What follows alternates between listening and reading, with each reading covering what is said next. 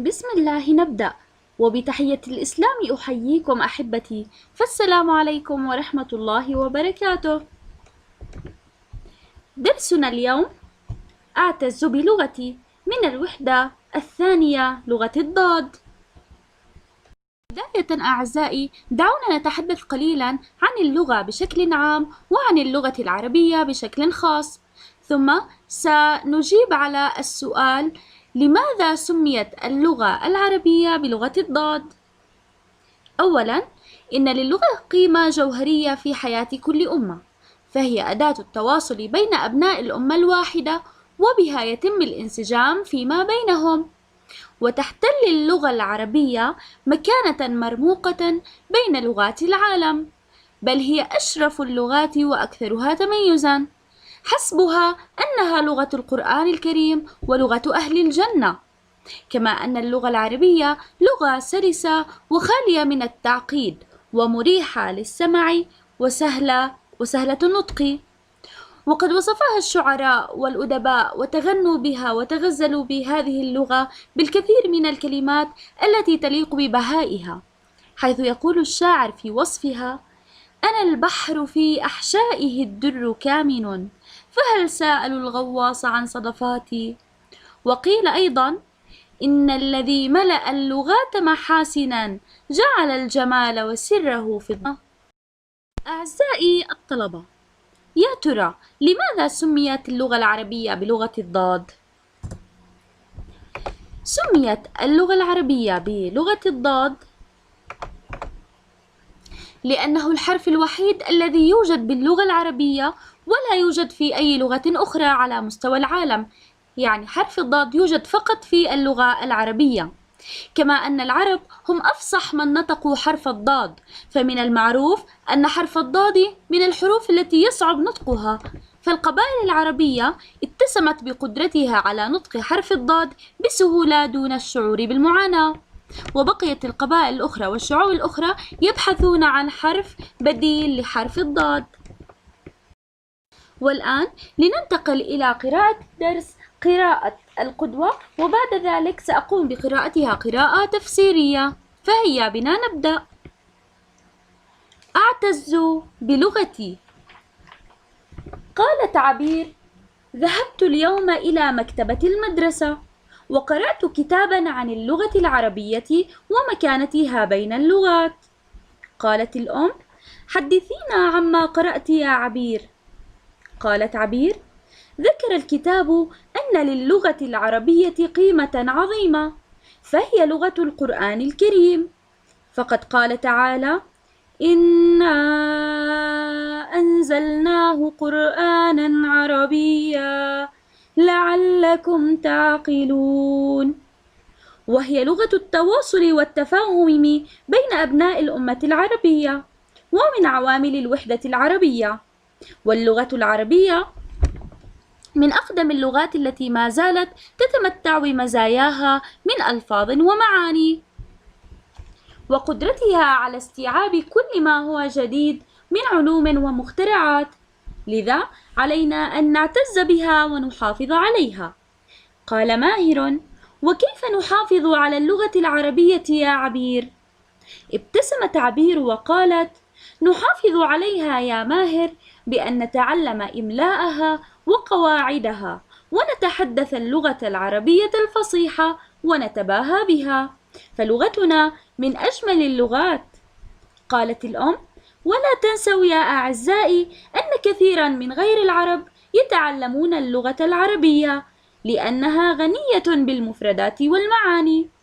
قال ماهر: أشكر لك يا عبير هذه المعلومات، وسأحرص على التحدث باللغة العربية الفصيحة دائما لأحافظ عليها. إذن أحبتي، من الفقرة الأولى فهمنا أن عبيرة ذهبت إلى المكتبة وقرأت كتابا عن اللغة العربية، فطلبت منها أمها أن تخبرهم عما تحدث هذا الكتاب. وفي هذه الفقرة وردت معنا مفردات جديدة، وهي كلمة اللغات، وهي جمع لغة، وهي أصوات وكلام بين قوم يعبرون من خلالها عن حاجاتهم الخاصة. وأيضا كلمة حدثينا تعني أخبرينا. في هاتين الفقرتين طرحت عبير القيمة العظيمة للغة العربية، وجاءت قيمة اللغة العربية من أنها لغة القرآن الكريم الذي أنزله الله تعالى بهذه اللغة العظيمة ليفهموه ويتدبروه ويهتدوا به، فلا يكون حجة لأحد أن لا يتعظ بما فيه. وأيضا اللغة العربية لها قيمة بأنها عنصر من عناصر الوحدة العربية. وتحدثت هذه الفقرة أيضا عن المزايا والصفات التي تتمتع بها اللغة العربية، فعلى الرغم من أنها أقدم اللغات فهي ما زالت قادرة على مواكبة التطورات في المجالات العلمية المتنوعة، فهي لغة مرنة وسلسة قادرة على استيعاب العديد من الكلمات التي تطلقها على كل ما هو جديد. فاللغة العربية مرنة وصالحة لكل زمان ومكان، وغير عاجزة عن مواكبة التطور الذي يتهمها به البعض. إذن في هاتين الفقرتين ورد معنا كلمة قيمة أي منزلة ومكانة، وكلمة تعقلون أي تدركون وتفهمون، وكلمة عوامل أي عناصر، وكلمة تحظى بمزايا تعني تتمتع بصفات وخصائص. يتساءل ماهر في هذه الفقرة على كيفية المحافظة على اللغة العربية، فتجيبه عبير بأنه يجب علينا تعلم إملائها وقواعدها، ونتحدث اللغة العربية الفصيحة ونتباهى بها.